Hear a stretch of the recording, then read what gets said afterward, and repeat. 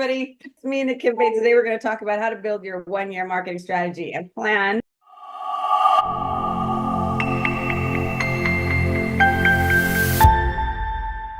All right, so now we're going to talk a little bit about branding and your brand identity. Marketing is really all forward-facing or public-facing aspects of your business, from packaging to website to logo to music to the images that you use to the tone. Is it casual? Is it formal? All of those things tie into your brand. So your brand includes your identity, your values. It helps to guide your strategy, your positioning in the marketplace. It takes into consideration your ethics, how you communicate, on what channels and methods and means you communicate. You know, some of you may have heard or remember that term, the medium is the message. Like I never used to quite understand that when I first heard it, but then as I evolved and became more sophisticated, I understood that. The medium is the message. And you want to look at, once you know what your brand is, then you can make sure that you're always on brand in terms of your tone or your look, making sure that you're authentic and that either your personality is weaved into your business or your business actually has a brand and a personality of its own. Branding, the different elements to a brand. This is what we are going to talk about now. What is branding? All the different elements of a brand. How do you develop your brand and the importance of your brand story? So branding is just the process of creating a strong, positive perception of a company, its products and services in the customer's mind by combining elements such as the logo, design, mission statement, and having a consistent theme throughout all of your marketing communications. You want your lead or your prospect or your consumer, customer, client, whatever, to have a frictionless experience, meaning that if you guys have ever driven and on the highway or whatever, and you're changing lanes, like sometimes your lane change can be so smooth that you almost didn't even know that it happened, right? And then sometimes if someone's coming and you got to move out of the way, it's like, you know, it's a quick jerk into the other line and into the other lane.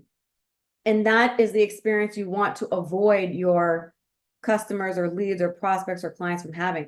You want everything to be smooth. And it's like they don't even know that they're moving from social media to your website, to your packaging, to your customer service, because it all just feels like the same wonderful, consistent experience. I told you earlier that marketing is a lot based on psychology.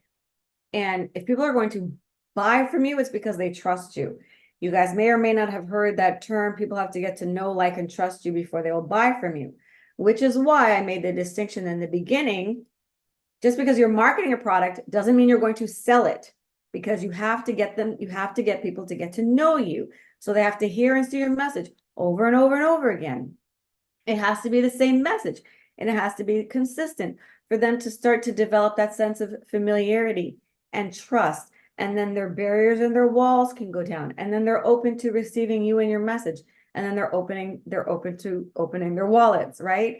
But so you want to make sure, and I'm saying this because Mappdom, before we got into social media, I was just developing mobile apps. So Mappdom, the name of my company, stands for, the M stands for, and the app stands for application, because I was developing mobile apps. So the M is for mobile, app is for application, and DOM was for domination. So Mappdom actually means mobile application domination. That's where the name comes from.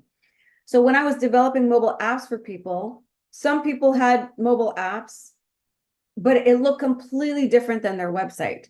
So you would go to their website or you would go to their restaurant and their business, and you would have one experience, and then you would open up the app and it would not look the same, different font, different colors.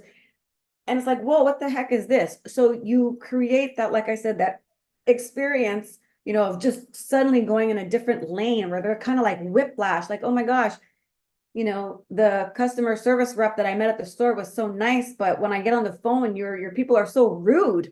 I don't want to talk to you. I don't want to do business with you. That's why they train customer service reps to smile when they're talking or whatever. All those touch points are a part of your brand. And it helps you to differentiate yourself from your competitors so that you can build a loyal customer base of like raving fans, right? Think about Apple or Harley Davidson or some of those people are completely loyal to a brand. That is crazy. They don't know who the CEO is, right? They're not loyal to a CEO. That company, Apple, Microsoft, Harley Davidson, whatever the business is, McDonald's, right? They all have a feeling, they have a brand. So just so you know how important it is, 87% of consumers say that having a consistent experience across all online and offline traditional platforms was important to them in their experience and engaging with a brand. So again, think about marketing as it's really broad. It's not just, oh, I got to post on LinkedIn or social media or my website or a flyer, right? It is every aspect of your business. And I know, like I said, I'm covering a lot today. I don't expect you to remember everything, but I can promise you that the information I'm conveying you today is seeping into your subconscious. And at some point in time in the future, you will think about your business, you will think about marketing, and you'll be like, wait a minute, I remember Nakimbe talked about this, right? So things that you may have overlooked or passed over in the future are now being avoided. All right, so one of the ways that you can remain consistent and kind of stay on brand, and I didn't even really know that was a thing until I got into corporate. I worked for a large prestigious university in the United States, and they literally have something that's like called brand police, right? Because their brand is so important to them. Like think about Harvard or something like that. You can't mess with their brand, right? And so they have brand guidelines and they have brand police. And sometimes before marketing material even goes out, it has to be approved by legal first. Like it's kind of crazy. But in order to make sure that everybody stays on brand, because again, the higher you go up in marketing, the more sophisticated you become in marketing, you start to realize the importance of these things that you may have previously thought unimportant. But having a brand document or a brand guideline, it outlines basically how people should represent your brand in your business. So if you're hiring a graphic designer or a videographer, or if you have contractors or new people coming in and out of your business, whatever, you can give them this document so that they can have an understanding of your business, right? This is who we are. This is what we stand for. This is why we're built. This is who we serve and why we serve them and what we're trying to accomplish. This is what we're about. This is why we're passionate about our business. This is the kind of music we use. This is the kind of language we use. These are the images we use. You know, it's all laid out in a document for you. So that way you remain consistent. Again, that consistency is what helps to build familiarity and trust and credibility in your buyer's mind and eye so that they will eventually buy from you. Right? So your brand document, again, starts with your brand story. Why did you start your business? Why are you passionate about it? Who do you help? Like, what's your story? Okay, yeah, what's your story? And then you have your logo, right? It's got to be recognizable. So instantly when people see it, they know. It's got to include your color palette, and you've got to be very specific with the color codes so that, you know, I always use McDonald's as an example. It doesn't matter where you go in the world, those yellow arches are the same. It's not like it's neon yellow in Asia, and it's not like it's super dark orangey yellow in Russia. It's the same, right? And that way you kind of feel like everywhere you go, there's a sense of familiarity and trust. So making sure that you have your brand colors, like it's not this kind of blue and that kind of blue and this other kind of blue and this other kind of blue, because that just creates inconsistency. It's the same blue code every time, right? You want to define your brand voice. Mappdom, for example, my brand is very much like me. I speak very casually. I sign off my emails with love, Nakimbe. You know what I mean? Other marketing agencies position themselves differently, so they may be formal, right? So your brand voice and your imagery really matters. If you're selling to an older market, obviously you're going to want to have images of older people, right? If you're selling to a younger market, you're going to have images of younger people. If you're selling to older people, you might want to use music or terms that are recognizable and familiar from pop culture of their time, or use lingo that they know, make references that they can identify with compared to, if you're marketing to a different segment. So your brand voice, your imagery is important. Iconography is just, your style of icons that are consistent. That's all that is. So here's an example of, well, it's not my best example because I have another more detailed one, but these are just some screenshots from a brand document for a nonprofit in Toronto. They're called the ACBN, the Afro-Canadian Business Network. And these are their brand colors, so you can't really see it here, but they've got the color code. So whether it's their website or their social media, they always use these exact yellows, this exact yellow, gray, blue, and it's consistent, right? In terms of the images that they use on their social media and their website.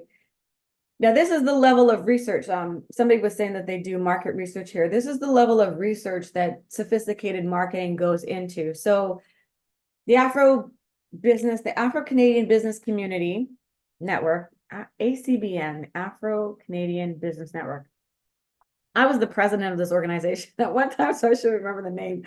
But anyway, their mission is to help Black business owners who may not have easy access to resources, to give them, the training, the resources, anything that they need to help support their business in a community where they feel comfortable, as opposed to maybe going to some traditional institutions where you might not feel as welcome, right? So when we did market research, so again, if you're unsophisticated, he might just be marketing all sorts of things. But because I came in and I sort of made their nonprofit more professional, we actually did research. Again, sophisticated marketing does research so you can make informed decisions.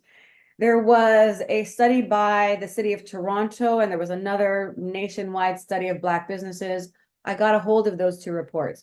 I looked at their statistics, and they said of all the Black Canadians, a certain percentage of them are from the continent of Africa, a certain percentage of them are like Black Canadians, and a certain percentage of them are like Black people from the Caribbean. And they all have slightly different sort of looks, cultures, whatever.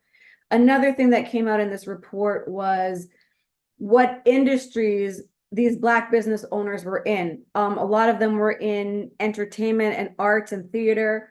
A lot were in restaurants, and then we had professional services like accountants and doctors and stuff like that. So those were sort of the three main industries. So when I'm preparing their marketing, if you look on the bottom here, the images that we chose specifically represent all of the different types of Blacks in Canada, according to those categories. It represented all of the different types of industries that Black people were predominantly in. So we've got people in the restaurant industry, we have some professionals. You'll notice that the colors that we chose for the clothes that they're wearing, it's blue. So everything is on brand, everything is seamless, and you can kind of feel like, So I'll have you know that even if you think that this stuff is insignificant, oh, why is my battery dying? Hold on. Even if you think this stuff is insignificant, these guys, when I first got on board with them, they were making $45,000 a year. And after I was able to rebrand them and change their branding and get them consistent messaging, they ended up looking more professional and credible in the marketplace. Because again, I work with Fortune 500 companies, so that's what I do. I made them look more professional in the marketplace. We attracted their right ideal audience. Their social media grew by 256%, and they ended up positioning, like we were talking about earlier, ending up positioning themselves in the marketplace as such professionals that the government of Canada gave them $1.13 million. That would have highly unlikely happened if they looked like some jokey mom and pop shop organization. But because they looked organized, they looked sophisticated, they looked professional, they were consistent colors, consistent brand, consistent messaging. They presented themselves as a company that the government could trust, and the government invested over $1 million with them. Before their social media, everything was just a mess, right? So this is the importance of having a solid brand.